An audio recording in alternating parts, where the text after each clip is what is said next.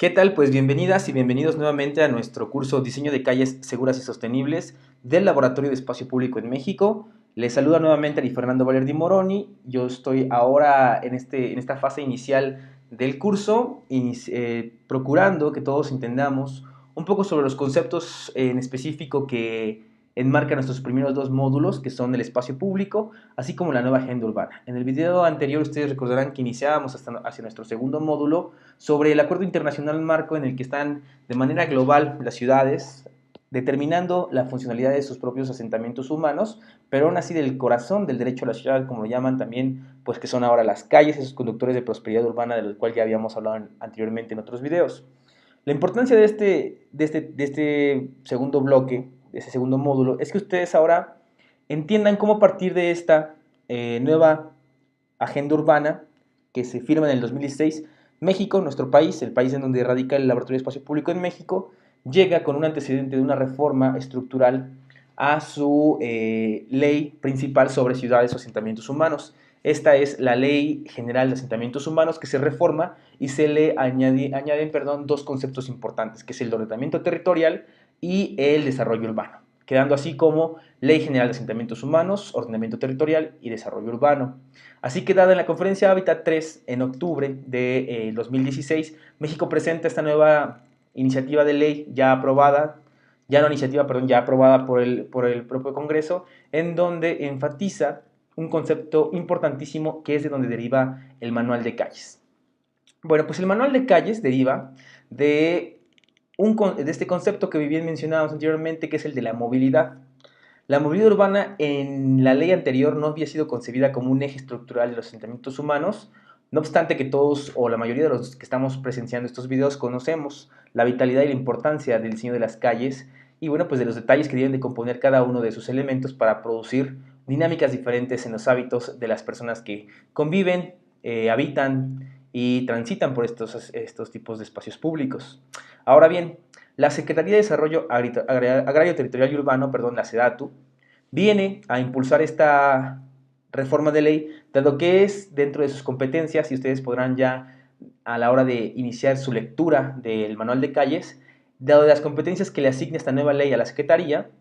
pues una de ellas es respaldar técnicamente y mejorar las capacidades técnicas de los asentamientos locales, de los gobiernos locales, es decir, de las ciudades y los pequeños municipios, dado que aquí es el órgano más débil que tiene la sociedad mexicana en cuanto a interpretar y diseñar calles. Es decir, formalmente en la academia, en México y muchas partes de América Latina, ahora que hemos estado conviviendo con varias ciudades hermanas, podemos notar que la formación de los arquitectos, la formación de los ingenieros civiles, la formación de aquellos que tratan sobre el diseño de vialidades urbanas, está un poco desligada hacia el interpretamiento de la vida pública, es decir, a la propia creación de los espacios públicos. Por ejemplo, los urbanistas en México apenas en 1970 toman fuerza a través de las primeras escuelas, la Universidad Metropolitana Autónoma Metropolitana, o la UAM Xochimilco, como también se le conoce, es la primera de las licenciaturas que oferta el urbanismo en México y propiamente dentro de esta estructura de la academia, pues empiezan a tratar de manera más oportuna el diseño de los espacios públicos, de la planificación de los espacios públicos y con ello del sistema y la red vial que conducen a los asentamientos humanos. Este es un breve antecedente histórico de cómo México llega entonces a propiciar una herramienta, un manual de calles, que viene a reformar algo muy importante que ustedes deben de saber. Los gobiernos en México y en América Latina tienen como antecedente algunas cumbres internacionales en donde se han propiciado las bases del diseño vial. Esto es, que los gobiernos se ponen de acuerdo para enfatizar colores, que por ejemplo el amarillo es una tendencia casi en todos los gobiernos, en donde el amarillo indica alerta o cierta precaución para el tipo de elemento del que estemos hablando, sean cebras peatonales, sean guarniciones, sean elementos, incluso semáforos, u otro tipo de elemento con el que tengamos que tener cuidado a la hora de transitar o habitar nuestras calles. Todo esto está alineado en diferentes marcos internacionales que las secretarías de cada uno de los gobiernos nacionales, sea Costa Rica, El Salvador, Panamá, México, vinculan a una secretaría en especial que es la que se encarga. En México tenemos la Secretaría de Comunicaciones y Transportes. Pues bueno, la Secretaría de Comunicaciones y Transportes tiene un Instituto del Transportes Nacional que es quien desarrolla todos los lineamientos técnicos oficiales En México le llamamos normas oficiales mexicanas. Y la 034, NOM 034 como se abrevia, es la que habla sobre los dispositivos y los elementos que tiene que tener el diseño de las calles o de las vías urbanas. Sin embargo, están pensados estos lineamientos todavía en una concepción desfasada de la realidad, la cual es pues devolverle la escala humana, como hablábamos anteriormente en nuestros videos,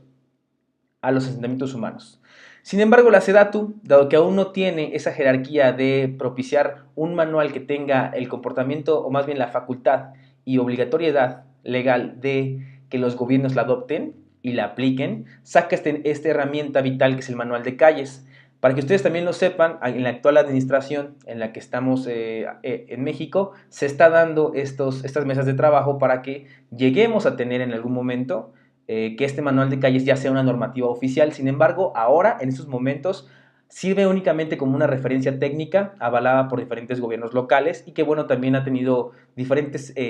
oportunidades de su aplicación, dado así que en el 2018 hubo un concurso de calles mexicanas a las cuales ustedes también puedan entrar y conocer cuáles fueron esas calles elegidas. Les vamos a poner una serie de infografías que rescatamos de ese concurso para que las conozcan y, bueno, si tienen oportunidad, pues incluso pueden mapearlas desde sus navegadores y ver cómo están siendo rediseñadas estas calles. Y bien, entrando al manual de calles, después de esa gran introducción, o esa breve introducción, perdón, tenemos 325 páginas que van a involucrar diferentes etapas del propio manual. 18 de ellas están dedicadas a la introducción, 32 páginas están enfocadas a construir y dar a conocer cómo se generan las etapas de un proyecto de calles. Hay casi 233, que es el fuerte de este propio documento, 263 páginas que hablan sobre el proceso paso a paso que se tiene que hacer para diseñar una calle o de la manera más integral posible, así como también 13 páginas se le dedican a incentivar la participación ciudadana como respaldo de todo espacio público y finalmente 8 de estas son enfocadas al urbanismo táctico como una tendencia que está creciendo en los asentamientos humanos en todo el mundo. Bien, pues este manual de calles, como bien anunciábamos, cuando ustedes lo abran y puedan entrar a sus propias páginas, encontrarán una serie de iconos. Los iconos que ven a su izquierda, el librito, una especie de como de puntos y líneas, una especie como de intersección vial, una especie de icono de personas que están discutiendo y una especie de cono. Cada uno refiere a un tema. El primero es sobre introducción y principios generales. Este que habla como una red, habla sobre las etapas de gestión de un proyecto, después habla sobre los procesos de diseño de una vía urbana, que es el contenido más fuerte que presenta el manual,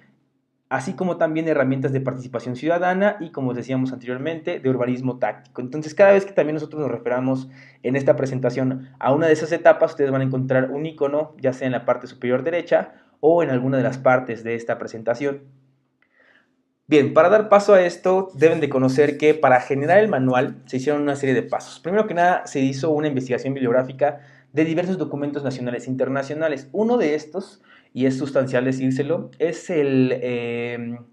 Street Design Guide que tenemos de la NACTO. Es un libro verde que está en PDF en nuestra biblioteca y ustedes pueden acceder a él en el momento que ustedes quieran. Y bueno, pues eso fue uno de los referentes principales y de los ingredientes principales que tuvo el manual de calles en México para poder concebir su propia funcionalidad, entre muchos otros más. El grupo de técnicos que fue desarrollando el manual de calles también buscó generar un posicionamiento de diálogo con la ciudadanía. Es decir,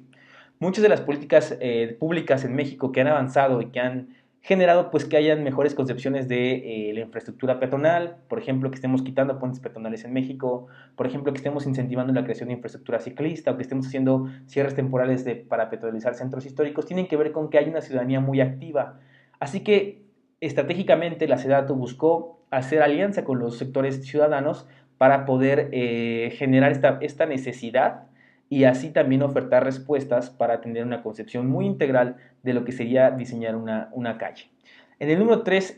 lo que aconteció en este momento en aquel momento, perdón, fue el análisis de campo en 6 ciudades de México. ¿Qué se hizo? Bueno, pues visitar ciudades del norte, del centro y al sur del país para entender cómo habían sido, sobre todo con estos órganos principales que son los institutos municipales de planeación o de aquellas secretarías de movilidad que son muy pocas en México, pero que ya estaban teniendo incidencia en las políticas públicas y sobre todo en proyectos sustanciales. En el número 4 encontramos el involucramiento de gobiernos locales y dependencias federales relacionadas en materia e intercambio de experiencias entre expertos internacionales y actores locales. Incluso ustedes van a poder ver en ese manual de calles que hay una intervención de urbanismo táctico que se hizo con algunos grandes diseñadores viales del mundo. Sin embargo, algo muy rescatable de todo esto fue que en entrevistas con los gobiernos locales también se pudo comprender cuáles eran las dificultades técnicas con las que pues, se partían cada una de las dependencias en las que estaban pues, las responsabilidades de generar diferentes tipos de procesos para mejorar las obras en las vías públicas. Así que es bastante valioso toda esta aportación que hicieron los propios servidores públicos. En número 5 se hizo un análisis de casos, esto es, prácticamente se tomaron muestreos de algunas calles que habían dado referentes de buenas prácticas de diseño en varias partes de México y bueno, también ahí se fueron a través de entrevistas y de un poco de trabajo en campo, pues conocer más allá los propios beneficios que quedaban en estas calles y retomarlas ya en los diferentes procesos que veremos a continuación. Y finalmente también se hicieron mesas con expertos, con gente que ya lleva mucho tiempo emprendiendo pues una vida profesional ligada al diseño de calles, ¿no? A la seguridad vial, a las políticas públicas de accesibilidad, de movilidad, de tránsito, de transporte masivo, etcétera, con la finalidad de pues, generar una conciencia homologada de lo que vendría a ser el producto final que están ustedes por conocer. Bien, primero que nada vamos a abrir esta presentación con lo mismo que abre el manual de calles, que es una pregunta sustancial y que todos tenemos que tener mucha conciencia sobre ella. ¿Cuál es el reto a resolver de una calle? Si bien las calles sabemos que por naturaleza generan conductores de destinos, orígenes y destinos en donde van transcurriendo, como habíamos visto en algunas de nuestras diapositivas anteriores, bienes económicos, pero sobre todo personas, donde ocurren sensaciones, donde ocurren una serie de comportamientos que están ligados al ecosistema que está generado a su vez por una suma de elementos. Las calles entonces que busca producir este manual,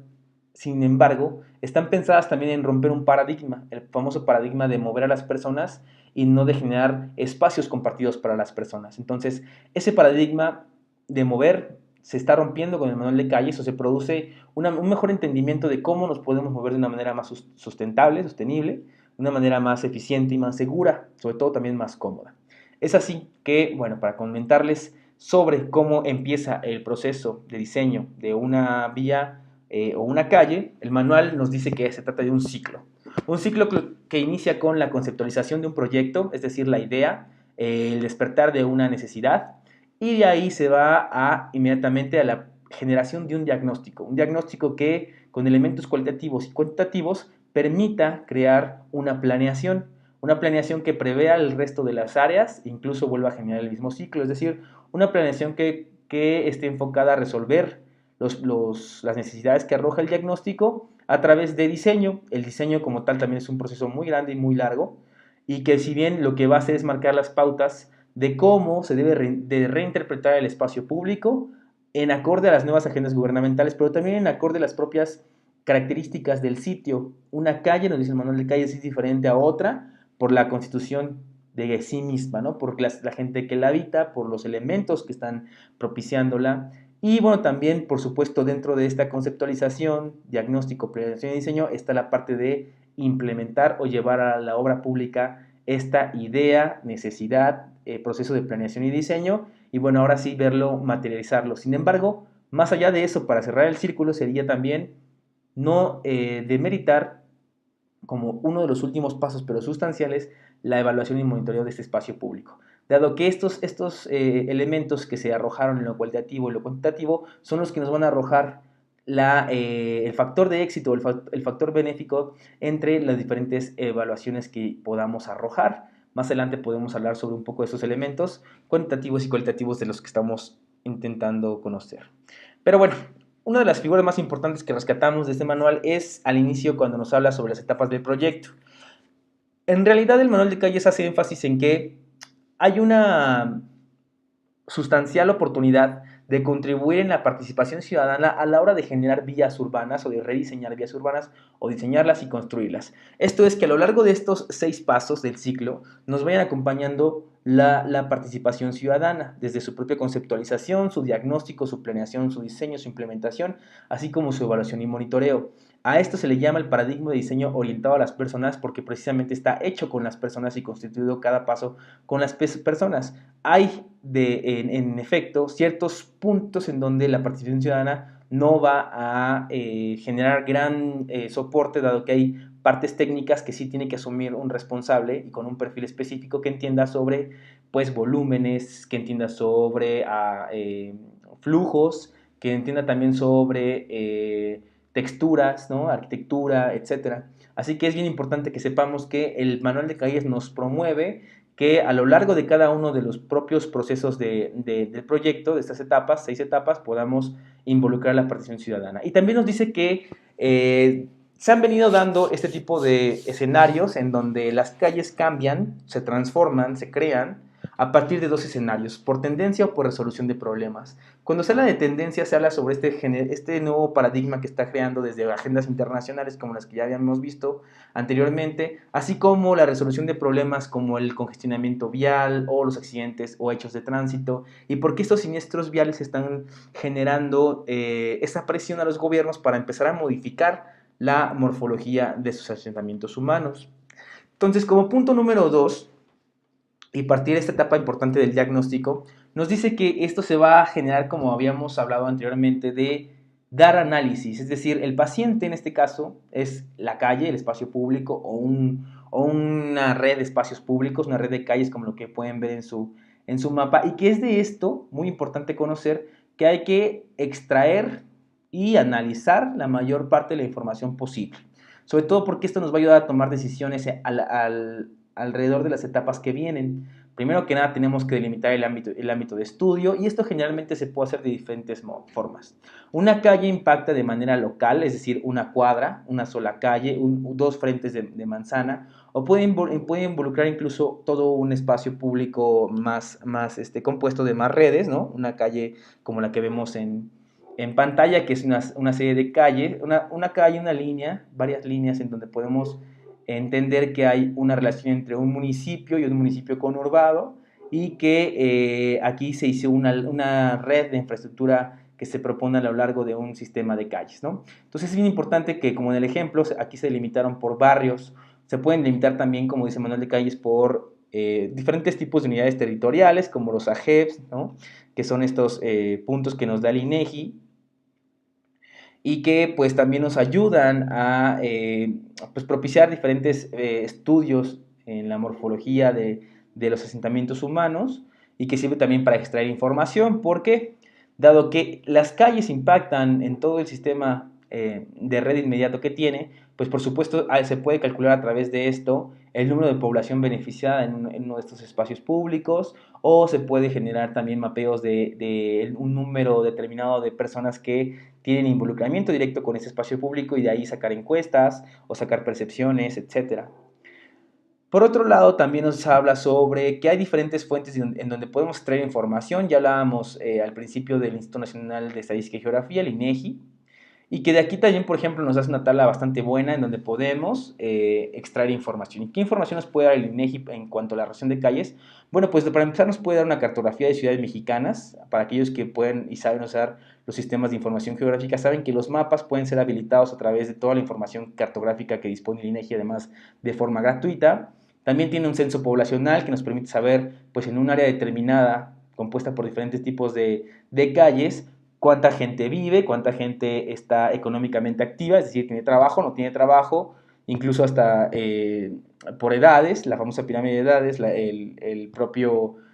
sistema académico que tienen las personas, el grado académico que tienen las personas, así como estadísticas de transporte de los principales sistemas que existen, o bien también ya hay un apartado de accidentes de tránsito terrestre. Se estima que para el 2020, en la encuesta que viene,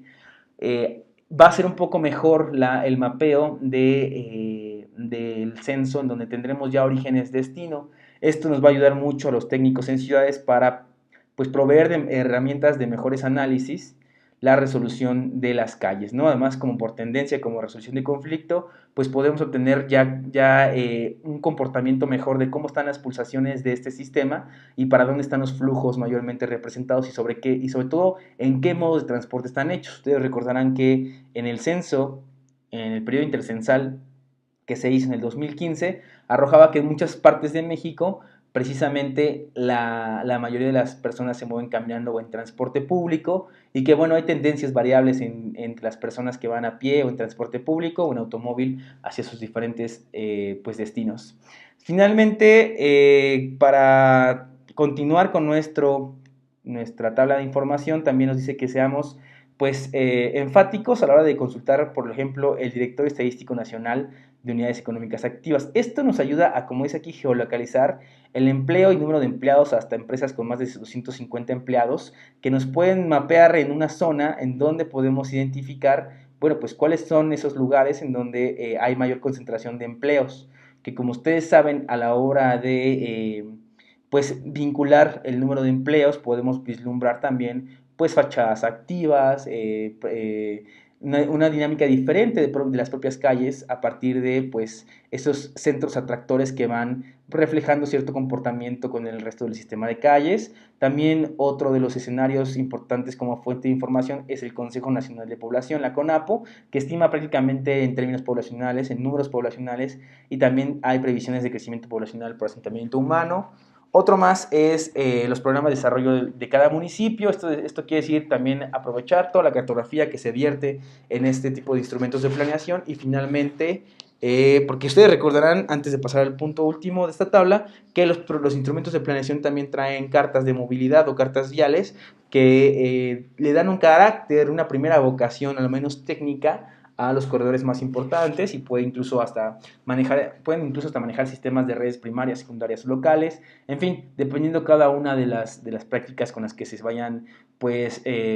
representando gráficamente mediante mapas y cartografía los asentamientos humanos. Y finalmente el Google Earth, que es una herramienta que nos brinda fotografía satelital y es muy útil, y aprenderemos aquí a hacer un par de trazos de cómo generar calles a partir de este software, que es bastante ameno y además es libre. En una segunda tabla podemos encontrar indicadores de movilidad. ¿Cuáles son esos indicadores de movilidad? Bueno, son todas esas pulsaciones de las que hablábamos anteriormente para que podamos identificar, generar, servir y extraer información, pero también identificar los usuarios, los tipos de usuarios, los tipos de personas que están habitando la calle, que están haciendo presencia en las calles, o como decía Jane Jacobs en este ballet de calles en donde todos tienen en este escenario un número importante que representar y que salen a determinada hora al escenario y que van a brindarle pues una diferente forma de interpretar pues un espacio a partir de cada una de las cosmovisiones que encontremos. Y cuando hablamos de qué tipos de indicadores hay, bueno, pues hay aforos que pueden ser automáticos, esto es, que se implican en los horarios de máxima demanda, por ejemplo, las famosas horas pico, en donde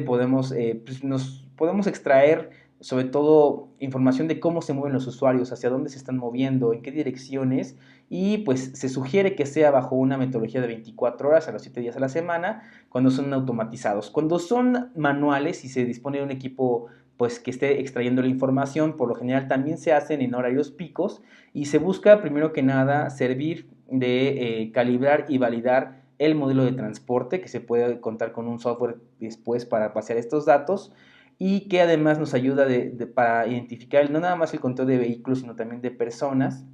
y con esto pues ya se pueden generar movimientos para estimar periodos del flujo de cada uno de estos modos de transporte. Finalmente, las encuestas de origen-destino son bastante inusuales en los asentamientos humanos. Hay pocas encuestas de origen-destino que nos permita tener a nivel de calle, a nivel de asentamiento humano, de barrio o de municipio o ciudad. Sin embargo, sirven para pues, generar propiamente tráfico y saber para dónde están las mayores centros de atracciones en las ciudades, así como en los propios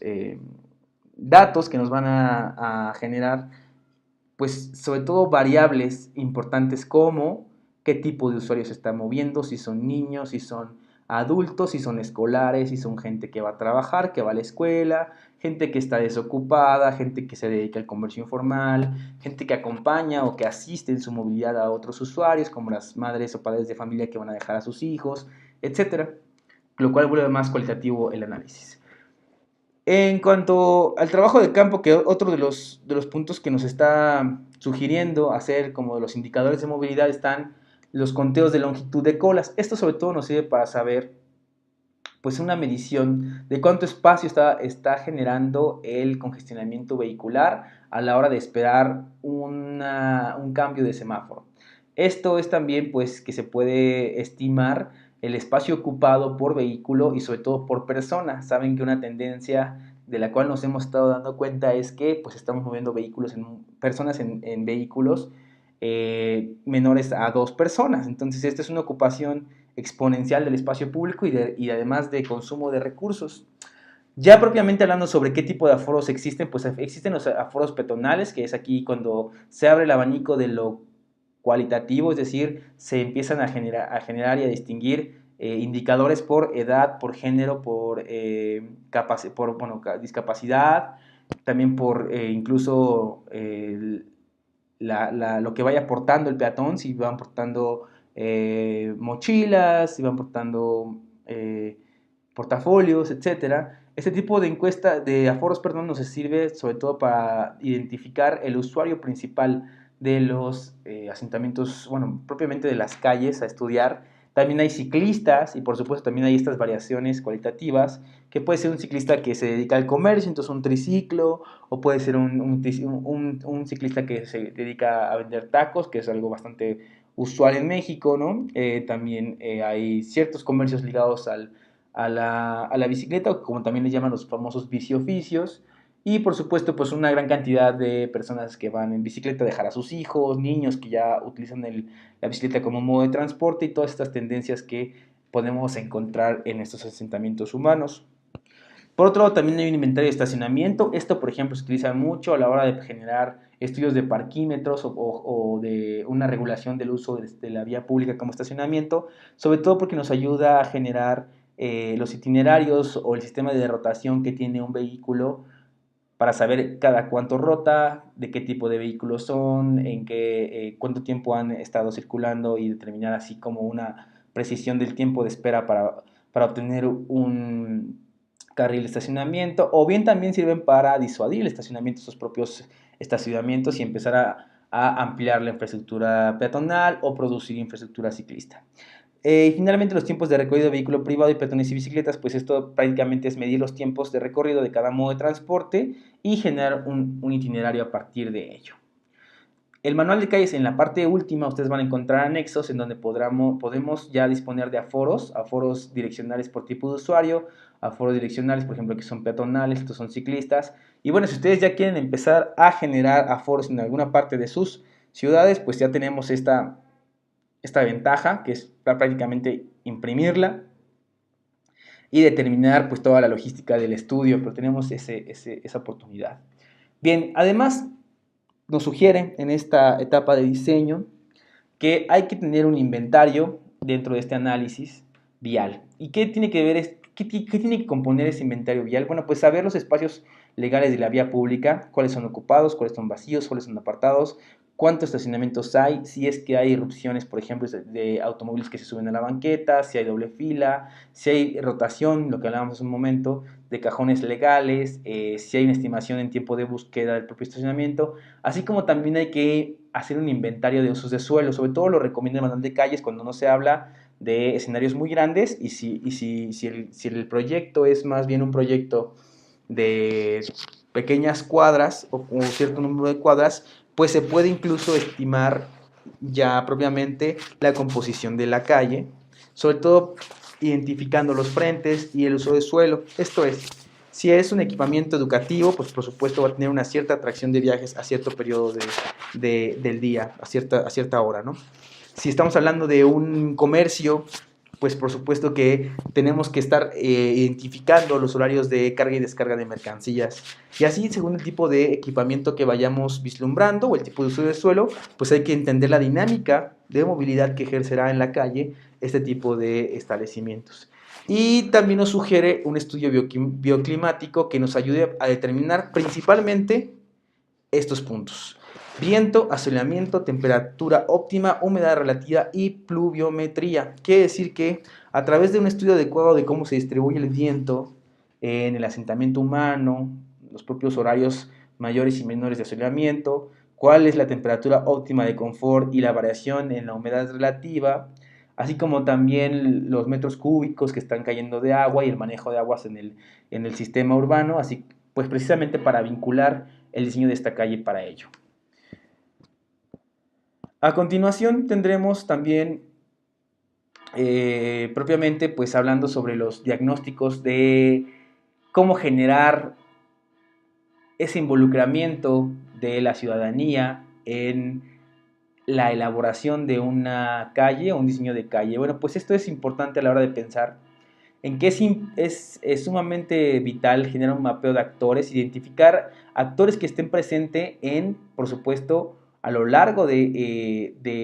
la habitabilidad de la calle, como los principales actores de el uso de la calle, el cuidado de la calle o el no cuidado de la calle y finalmente eh, un diagnóstico que nos arroje un anteproyecto del cual podamos partir para generar ya los siguientes pasos, que es la planeación, el diseño, la implementación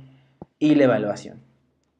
Entonces, a la hora de generar indicadores de este diagnóstico, cuando hablamos de la geometría de la calle y queremos saber pues cosas básicas para empezar a diagnosticar bien, hay que hablar de estos indicadores espaciales, que son el carril de transporte público, si es que existe, si es que es de uso exclusivo o no, si cuántos carriles existen para el tráfico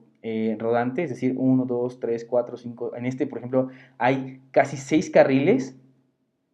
y 2 de ellos están vinculados al uso de la vía pública como estacionamiento. Entonces eso es vital saberlo a la hora de estudiar calles. También nos sugiere el manual de calles que algo más que tenemos que saber en estos indicadores es los anchos de carriles de circulación, cada uno de esos anchos de carriles, porque ya hablábamos anteriormente de la vitalidad de interpretar las bajas velocidades como elementos de seguridad para nuestras calles, así como también la infraestructura peatonal. ¿Qué ancho tiene la infraestructura peatonal? Qué componentes tiene? ¿Qué porcentaje de este espacio peatonal hay en el total? Así como también el estacionamiento en algún lado de la calle, el ancho de la franja de estacionamiento, los radios de giro para tratar las intersecciones y bueno, pues esto nos va a dar un poco más de precisión a la hora de interpretar nuestras calles. En el punto, esta figura número 2, cuando dice que hay que definir un anteproyecto, ¿qué son los pasos para definir un anteproyecto? Primero que nada hay que plantear alternativas, generar un análisis multicriterio y, por supuesto, producir el anteproyecto. Para todo esto hay que contemplar los siguientes puntos. Capacidad y velocidad de tránsito admisible, inclusión de transporte no motorizado, dado que estamos cambiando este paradigma, los factores de seguridad vial, que ya veíamos anteriormente, que es uno de los elementos importantísimos de eje este diseño, facilidades para movilidad de peatones, permeabilidad e interacción con vías colindantes, capacidad del sistema de transporte público, integración con el medio urbano, integración modal, es decir, la convivencia entre diferentes modos de transporte, costos de inversión, operación y mantenimiento, impacto y beneficios y costos sociales del proyecto. Impacto en el medio ambiente y beneficios de costos sociales del proyecto lo tendremos también más desglosado adelante para que lo podamos entender mejor. Una vez planteadas las alternativas de dar solución mediante tendencia o mediante resolución de conflicto, se genera un análisis multicriterio. El análisis multicriterio, me quiero detener aquí un poco, es establecer, pueden ser estas, o pueden ser más, o pueden ser menos los criterios que establecemos, pero de manera horizontal hay que ir analizando cómo cada una de nuestras alternativas le va a dar pues la posibilidad de generar solución, ya sea a mejorar la capacidad de velocidad, producir seguridad vial, integrar las modalidades de transporte, mejorar el beneficio, el impacto al medio ambiente, y con eso el último paso sería la definición del anteproyecto. Pero si entramos ya con un anteproyecto que definimos a través de metodologías, ya tuvimos nuestros indicadores, ya generamos todos los estudios que nos permitirán tener ya una noción más precisa de la calle y su función en la red vial, en qué actores intervienen en ella, etcétera, pues pasaremos a generar estos 3 puntos. La producción de planos, esto es decir, el diseño 2D, incluso el diseño 3D, las especificaciones técnicas y la normativa correspondiente para darle solución a ellas. Para esto, nos dice el manual de calles que hay que necesitar contemplar en nuestro inventario, pues tener el levantamiento topográfico es lo más sugerente, dado que son las medidas precisas del comportamiento del espacio público la que nos va a poder generar un rediseño geométrico a través de con lo que estemos contando, así que esto es algo bastante importante. Obras inducidas que van a complementar o van a hacer un antes o un después de el propio desarrollo del proyecto, es decir, por ejemplo, muchas calles ahora se están generando sus conversiones y toda la infraestructura aérea como cableado, como redes de alumbrado público, redes de electricidad, se están induciendo, y se están poniendo a superficie, ¿no? Bajo superficie. Entonces, este tipo de obras o también la conducción del agua pluvial, cuando se tratan de cambios en la modificación de la captación de agua pluvial, pues sí, precisamente son obras que hay que contemplar, así como por ejemplo las desviaciones viales, etcétera. Hay que propiciar un estudio de mecánicas de suelos y geotecnia, eso sobre todo para saber pues la capacidad incluso hasta del propio calentamiento de la superficie, conocer también los materiales con los que se va a intervenir el espacio público, concebirlos, estimarlos y también, por supuesto, el censo de arbolado presente en la calle es algo que remarca mucho el manual. Para generar un proyecto ejecutivo, en la parte de diseño nos dice el manual que hay que contemplar estos proyectos complementarios, es decir, contar con un proyecto geométrico, la redistribución de la calle, por eso mencionábamos que era importante tener el estudio topográfico, un proyecto de drenaje o de alcantarillado que cumpla con esta función de drenar el agua pluvial o el agua de las propias habitaciones de las casas para generar ese drenaje doméstico y separarlo o bien inducirlo a una sola corriente.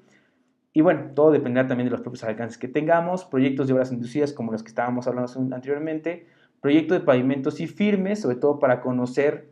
el grado de elasticidad, de calentamiento, el grado de soporte, de volumen, etcétera, que necesitan cumplir todos nuestros firmes y pavimentos con los que vamos a proveer la calle o su repavimentación, etcétera. También un proyecto de paisaje es sumamente importante, dado que este es un componente vital para entender que la habitabilidad de las calles pues, es necesaria concebirla como algo que tiene que nutrir el andar, ¿no? Hablábamos de que estas nuevas tendencias de diseño urbano están buscando invitar a la gente a andar a pie, a transportarse en bicicleta, perdón, y que precisamente el paisaje constituye una estimulación a favor o en contra, todo depende de cómo lo podamos concebir y lo que se encuentre dentro también pues, de la propia calle. El proyecto de mobiliario urbano importante también, así como el proyecto de iluminación de la calle para proveer sobre todo de la seguridad en la parte nocturna. No obstante, hay más puntos que hay que tocar acerca de la seguridad que también abordaremos un poco más adelante. Muy bien, cuando se hable sobre presupuesto y programación de obra en la etapa de diseño, pues hay que contemplar que este proyecto de drenaje, en las mediciones de presupuesto, en los desvíos que también se pueden generar, esos desvíos provisionales de los propios flujos viales, el control de la calidad, la memoria del proyecto, son programaciones que hay que prever en el hacer calles, en el construir o transformar calles, porque pocas veces se le pone atención a la memoria del proyecto. Pocas veces se le pone atención al control de la calidad y ya a la hora de intervenir con obra pública son escenarios que hay que abatir, incluso a veces en contratiempo, ¿no? Como es la obra pública en diferentes partes de México y del mundo. Por supuesto, a la hora de pensar en el presupuesto y la programación de obra, hay que tomar en cuenta que así como se ha venido haciendo esta tendencia de analizar en cuanto a costo-beneficio de las obras, también hay que propiciar un estudio del impacto ambiental para conocer pues, el grado de afectaciones o aportaciones que pueden tener nuestros nuevos diseños de calles. Todo va a depender de los elementos, recuerden ustedes, naturales o artificiales con los que nosotros estemos pensando dotar nuestras calles. Y bueno, si entramos a la implementación, el manual de calles nos hace énfasis en que hay dos fases bastante interesantes que hay que conocer, la preconstrucción y la construcción, así como también la socialización. Pero bueno, si regresamos a la preconstrucción, hablamos de que hay que hacer una revisión exhaustiva de la documentación del proyecto, calendarizar, generar un control presupuestal y bueno, todo el proceso de adjudicación y licitación de lo que puede ser una obra. Sobre todo hace énfasis para estas personas que están siguiéndonos y son servidores públicos y de repente están ante un escritorio donde les toca generar adjudicaciones de obra y generar los términos de referencia para licitaciones, pues esto les va a ser muy útil. A la hora de la construcción, en la implementación, nos habla sobre que definir una estrategia de gestión y calidad, hay que generar una gestión de permisos, ojo que también esto se hace cuando se hace urbanismo táctico, y la redacción del contrato final para que los términos de referencia que se hicieron en la adjudicación de obra vayan de acuerdo a lo que está buscando el gobierno en su nivel local, estatal y, pues, por supuesto, regional y nacional y global. La planificación y programación de las propias obras es algo sumamente importante e imprescindible en la construcción, como también las muestras de laboratorio, que esto es pues llevar a control de calidad de obra, pues todo el sistema constructivo, espesor de materiales, etcétera. La gestión del costo de la obra y la liquidación de los contratos a todos los involucrados, así como también parte importante que retomamos de la SEDATU en este manual es la socialización, una campaña transversal de comunicación que busque propiciar el diálogo inmediato entre la ciudadanía y la gente que estará pues detrás de todas estas tres etapas, dado que el proceso como se busca, y ya hablábamos hace un minuto de cómo orientarlo hacia las personas, pues es de manera constante en las 6 etapas del proyecto. Sin embargo, en la implementación se hace énfasis en que no puede seguirse propiciando obra pública sin socializarse dentro del sistema de calles. Y por supuesto, la postconstrucción, que esto es más que nada llevar un sistema de control a través de qué, identificar posibles desperfectos, asignar responsables y medidas de mitigación y definir tiempos de reparación. Finalmente entramos a la evaluación y monitoreo. Ya diseñamos, implementamos, ¿cómo evaluamos? Bueno, nos dicen que ha habido dos formas interesantes en México de hacerlas, a través de observatorios ciudadanos que están asignados incluso a veces por la propia administración pública para vigilar los procesos, así como también las bases de datos abiertas, como es todos estos nuevos sistemas que tenemos independientes y están por toda la red de lo que existe en cuanto a solicitudes de información, transparencia, etcétera. Y bueno, si entramos al proceso de diseño de una vía urbana, será bastante nutritivo para todos nosotros conocer cómo este proceso, pues es una de las partes más largas, pues va a venir a nutrir nuestro propio diseño de obra pública de una calle. Sin embargo, vamos a dejarlo hasta aquí en este primer video y nos vamos a ver en el siguiente video para abordar propiamente el proceso de una vía urbana. Así que pues estaremos con todos ustedes en el siguiente video. Nos vemos próximamente para continuar con este curso.